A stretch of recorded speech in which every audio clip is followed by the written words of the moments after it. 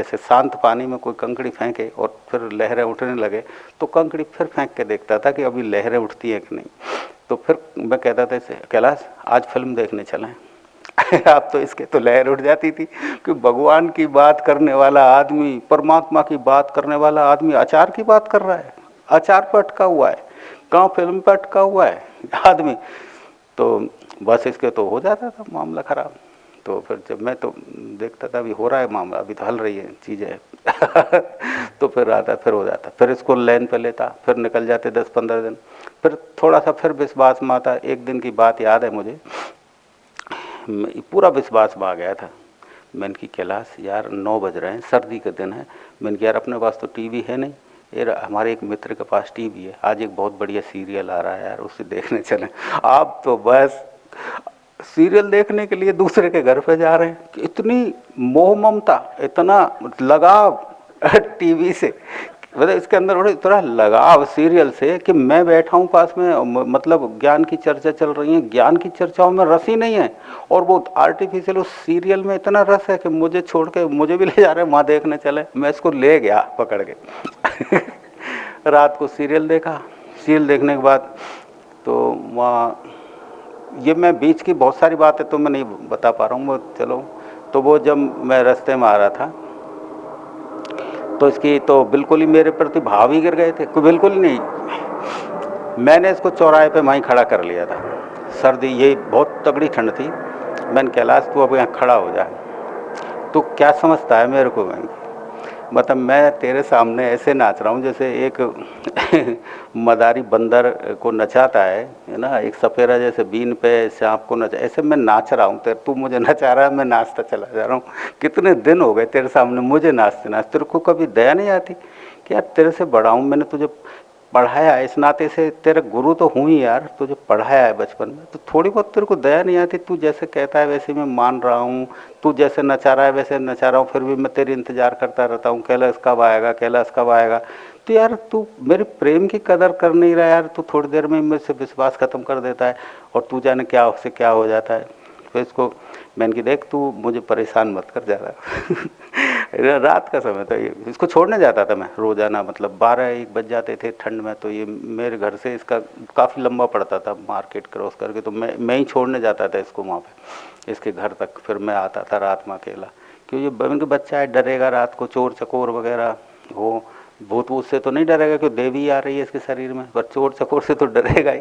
तो मैं छोड़ने जाता, फिर मैं आता। तो इसको मैंने कहा, मैंने, कैलाश तू देख बहुत दिन हो गए तुझे परेशान कर दे कर, तू अब भी समझ जा। तो लेकिन मैं कहता था क्या समझूं मैं मास्टर जी कहता था मुझसे कि मैं क्या समझूं, समझने वाली चीज़ आपकी है क्या जैसे समझूं? भगवान है ये जिनको मंदिरों में है उनको मैं मानता ही हूँ, मंदिरों में पूजने के लिए जाता ही हूँ, देवी मेरे शरीर में आती है, आखिर क्या समझाना क्या चाह रहे हैं आप मेरे को? मैंने कि यार मैं समझाना बहुत कुछ चाह रहा हूँ लेकिन तू नहीं समझ पा रहा। मेरे शब्द सीधे साधे से हैं लेकिन सीधे साधे शब्द अहंकार में होकर इधर से उधर निकल जाते, ठहर ही नहीं पा रहे बिल्कुल। तू समझ कोई चीज़ कि क्या समझूं? अब मैंने कि यार मैं तू मेरे पे भरोसा कर, ये समझ, तू मेरे पे भरोसा कर पूरी तरह से, तू मान मुझे। पर अब उस दिन की बात है कि ये रोने लग गया, थोड़ा आंसू, मुझे अभी भी याद, आंसू आ गए कि पता नहीं कोई ऐसी चीज़ ज़रूर है जो आप मुझे देना चाह रहे हैं, कोई ऐसी चीज़ है ज़रूर जो मुझे आप देना चाह रहे हैं, लेकिन मैं नहीं समझ पा रहा। आप मुझसे इतना प्रेम करते हैं लेकिन मेरी समझ में नहीं आ रहा कि आपका कोई लोभ भी नहीं है इतना प्रेम करने में। चारों तरफ से मैंने देख लिया है लेकिन आप फिर भी मुझे क्या देना चाह रहे हैं?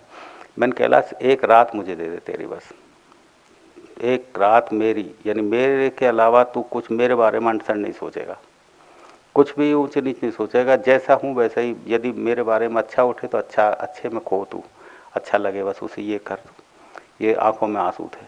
तो इसने मुझे एक शब्द कहा कि गुरुजी मरूंगा तो मैं वैसे भी मर ही जाऊंगा, और लेकिन ये ज़िंदगी अब आज से आपकी हुई, अब मैं नहीं सोचूंगा आपके बारे में कुछ भी। कि बस यहाँ से कह रहा है या यहाँ से कह रहा है, सच बोल झूठ बोल, कि यहाँ से कि तू अब जा। इस पे बोरा झिली नहीं, भगवान की कुछ ऐसी कृपा हुई, ये दूसरे दिन दूसरा ही हो गया, दूसरे दिन दूसरा ही हो गया। उस दिन झिली नहीं, दूसरे जब मेरे पास आया ये तो फिर दूसरा ही होके आया कि बोले प्रभु अब मैं समझ गया सब जो आप समझाना चाहते थे, तो मेरे अंदर होकर के मैं समझ गया। आपसे होकर के नहीं समझ सकता था। तो मैं समझ गया आप जो कहना चाहते, तो बस मैं यही तो समझाना चाहता था कि तेरे अंदर बहुत कुछ गड़ा हुआ है, बस खोद के देख। तो अंदर, सबके अंदर, तुम्हारे अंदर भी बहुत कुछ ऐसा गड़ा हुआ है। तो इसने वो जान लिया जो इस मानव शरीर में जानना चाहिए। कृष्ण जिसे अर्जुन को बताना चाहते थे, कृष्ण जो थे वो अर्जुन को यही तो बताना चाहते थे कि हे अर्जुन, तू जान के देख उसे। जबकि अर्जुन तो बहुत बड़ा तीरंदाज था, दुनिया में बहुत बड़ा व्यक्तित्व रखता था, सर्वश्रेष्ठ धनुर्धर था, ज्ञान देखो तो शास्त्रों को पढ़े हुए था, राजपुत्र था, वो तो नामी ग्रामी आदमी था। उसको क्या लेना बकाया रह गया था? देवताओं को उसने, मतलब अस्त्र शस्त्र भी देवताओं से प्राप्त किए थे, इतनी उसने तपस्या की थी। ऐसी कौन सी चीज़ थी जिसे अर्जुन नहीं जानता था? संसार का सब जानता था, लेकिन इसके बावजूद भी कृष्ण उससे कह रहे हैं कि तू जान। तो अर्जुन को तो दिमाग में आता ही होगा ये कि क्या जानूं, सब जानता हूं, जानने योग्य जो है इस संसार का वो तो मेरे पास सब है। सर्वश्रेष्ठ धनुर्धर हूँ, शास्त्र का मुझे ज्ञान है, और मेरे को मतलब जो है राजपुत्र हूँ, सब लोग मुझे इज्जत करते हैं। मेरे अंदर कमी क्या है? देवी देवताओं को पूछता ही हूँ क्या देना चाह रहे हैं, लेकिन कृष्ण क्या बता सके उसे? बोलो, कुछ नहीं बता सके कि तू जान के देख। अंत में उसको मतलब जो है वहीं उसके सारे प्रश्नों के जवाब दिए, और प्रश्नों के जवाब देने के बाद भी वो बार बार प्रश्न उठाता जा रहा था, तो उसे शक्तिपात करना ही पड़ा कि तू अब जान के देख। शक्तिपात किया, जैसे उसका विराट खुला ना, तो विराट थोड़ा सा ही होता, इतनी देर में कितना हो सकता है अनुभव? थोड़ा सा विराट जब खुला तो अर्जुन तो देखता ही रह गया। इतना विराट जला कहाँ उससे, वो तो डरने लग गया, कांपने लग गया। तुमने पढ़ी है गीता? वो तो कांपने लग गया, इस तरह से डरने लग गया कि प्रभु मैं नहीं झेल सकता इसको, इस प्रकाश को, इस आनंद को मैं नहीं झेल सकता हूँ प्रभु। कांपे, इस तरह से कांपे। वो तो कृष्ण को ही जो है साधना पड़ा। थोड़ा विराट कितना सा है, वो तो अथाह है, वो तो असीम है, वो तो अनंत है। वो तो विराट थोड़ी देर में हल्का ही थोड़ा अनुभव वो से ही नहीं झेल सकता था।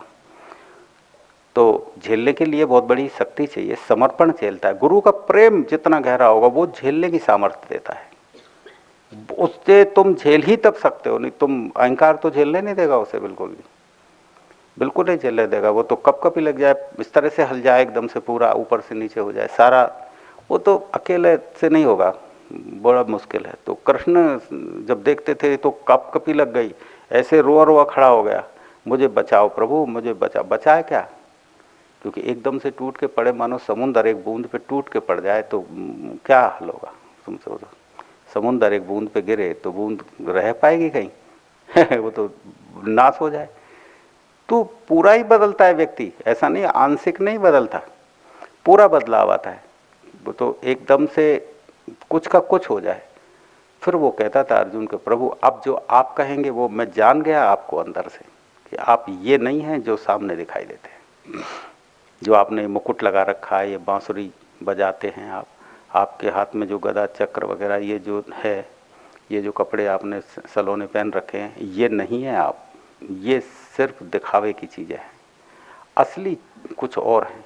क्योंकि अर्जुन ने कृष्ण को अंदर से ऊर्जा रूप में देखा था। उसका विराट जब देखा कि आपका फैलाव तो बहुत है, इतना लंबा फैलाव है, तब वो उस पीछे की सीट से उतर के नीचे पैरों में आके बैठ गया।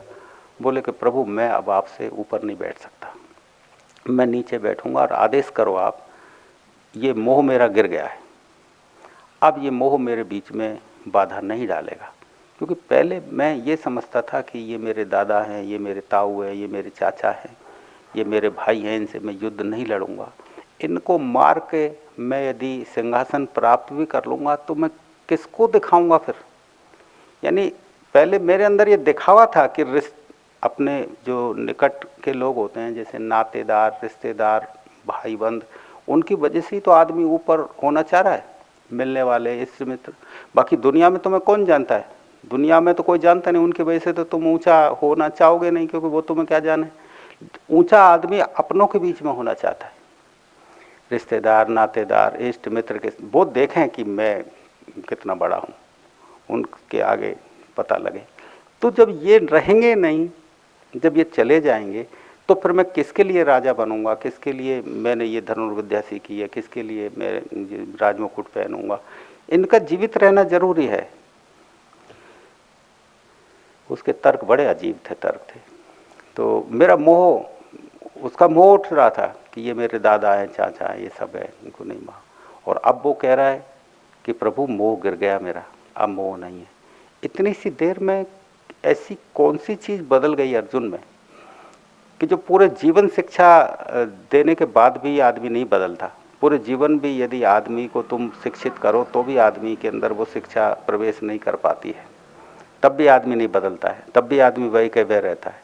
तुम किसी से कह दो कि भाई अभी सिगरेट पीना सही नहीं है, तुम कह दो उससे कितना भी कि सिगरेट पीना सही नहीं है, क्योंकि स्मोकिंग से ये फेफड़े खराब हो जाते हैं, किडनी खराब हो जाती है, पूरा हृदय खराब हो जाता है, बीमारियां हो जाएंगी, सिगरेट पीना सही नहीं है। वो तुम्हारी बात मान लेगा, लेकिन तुम्हारे सामने तक ही मानेगा वो आदमी। वो पीछे से पिएगा, और पीछे से भी नहीं पिएगा तो विचारों में पीना कैसे बंद कर देगा। विचारों में तो पिएगा। आदमी छोड़ दे, सिगरेट पीना छोड़ दिया तो विचारों में पीना कैसे बंद करेगा। विचार तो और भी ज़्यादा परेशान पैदा कर देंगे। बदलेगा नहीं व्यक्ति। मैं ये कहना चाह रहा हूँ कि आदमी शिक्षाओं से नहीं बदलता है, कितनी शिक्षा दे दो, यदि वो पीछे से करेगा या तो, और नहीं तो विचारों में करेगा। कृष्ण ने ऐसा क्या कर दिया इतनी सी देर में कि इधर भी सेना खड़ी है और इधर भी सेना खड़ी है। क्या किया कृष्ण ने इतनी सी देर में कि अर्जुन ऊपर से उतर के नीचे आके बैठ गया कि प्रभु अब आप जो कहेंगे वो मानूंगा मैं। मोह मेरा गिर गया, अब मोह मेरे अंदर नहीं रहा है, अब मैं सब जान गया हूँ कि ये क्या है। क्योंकि कृष्ण तो उसे बताते थे कि ये पिछले जन्म कोई और रहे हैं तेरे अपने, इस जन्म कोई और है, अगले जन्म कोई और हो जाएंगे। तो वो शिक्षा के तौर पे नहीं बताते थे ये बात कि तो शिक्षित करना चाह रहा हूँ, उसको अनुभव में ये चीज़ उतार दी थी, अनुभव में उतर गई उसकी चीज़। और जब उसके अनुभव में चीज़ उतरी तो अर्जुन फिर अर्जुन नहीं रहा। और अर्जुन के प्रश्न बड़े अजीब प्रश्न थे। वो कहते थे कि प्रभु कि यदि मैं जंगल में चला जाऊं और आत्मा के ज्ञान को जाकर के वहाँ प्राप्त करूं, वहीं तपस्या करूं, आत्मा के ज्ञान परमात्मा के ज्ञान को वहाँ लूँ जाके, तो प्रभु फिर मैं उधर चला जाता हूँ, वहाँ ऐसा ही काम कर लूँ, कम से कम इनको मारना तो नहीं पड़ेगा अपने लोगों को, पाप से तो बच जाऊँगा मैं। अब देखिए तर्क भी आदमी के इतने, तुम एक बार किसी पक्ष में खड़े हो जाओ, बहुत सीखने की जरूरत, थोड़ा बहुत दिमाग लगाने की जरूरत है। आप गलत को सिद्ध सही कर देंगे, गलत को भी सही तुरंत कर देंगे। थोड़ा सा ही तर्क लगाने की जरूरत है। इस जगत में कौन सी चीज़ सही है बेटा, अभी तर्क तुम्हारे पास में इकट्ठे हो जाए तो वो गलत अभी सही हो जाता है। तर्कों से व्यक्ति गलत को सही कर लेता है, सही को गलत कर लेता है।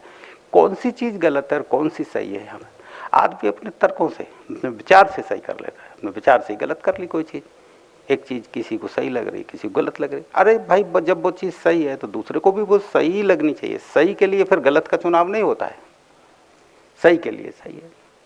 तो अर्जुन जो है ऐसी थोड़ी सी देर में, और उसके अंदर क्या बदल गया, तो ये देखने की बात है कि उसको अपने अपने दिखाई नहीं दे रहे।